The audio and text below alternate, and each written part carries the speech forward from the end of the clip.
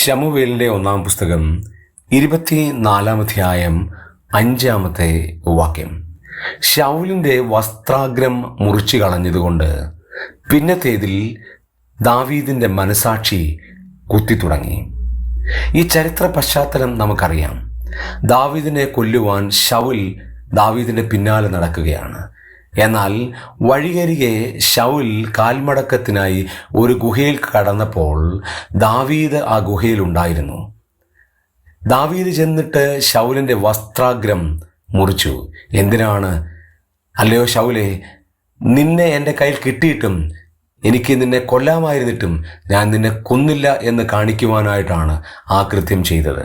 എന്നാൽ ദൈവത്തിൻ്റെ ആത്മാവ് പറയുകയാണ്, പിന്നത്തേതിൽ ദാവീദിൻ്റെ മനസാക്ഷി കുത്തിത്തുടങ്ങുകയാണ്. ദാവീദിൻ്റെ ആത്മീയ കാഴ്ചപ്പാട് എത്ര വലുതാണ്! ദൈവത്തിൻ്റെ ദാസനായ ശൗലിനെതിരെ കൈനീട്ടി എന്നുള്ള ആ കുറ്റബോധം, ആ മനസാക്ഷി കുത്തിത്തുടങ്ങിയത് എത്ര സങ്കടകരമായ കാര്യമാണ്. പാപത്തോടുള്ള ദാവീദിൻ്റെ സമീപനമാണ് ഇവിടെ കാണാൻ കഴിയുന്നത്. നിസ്സാര കാര്യമാണ് എന്ന് നമുക്ക് തോന്നുമെങ്കിലും ദാവീദിന് അത് ഏറ്റവും വലിയ കാര്യമായിരുന്നു. മറ്റുള്ള ആളുകളെ വേദനിപ്പിക്കുന്നത് നമുക്ക് രസികമായി തോന്നിയേക്കാം, പക്ഷേ അത് ഏറ്റവും ദുഃഖകരമായ ഒരു കാര്യമാണ് എന്നുള്ള വസ്തുത ദൈവം ഈ സംഭവത്തിലൂടെ നമ്മെയും ബോധ്യപ്പെടുത്തുകയാണ്.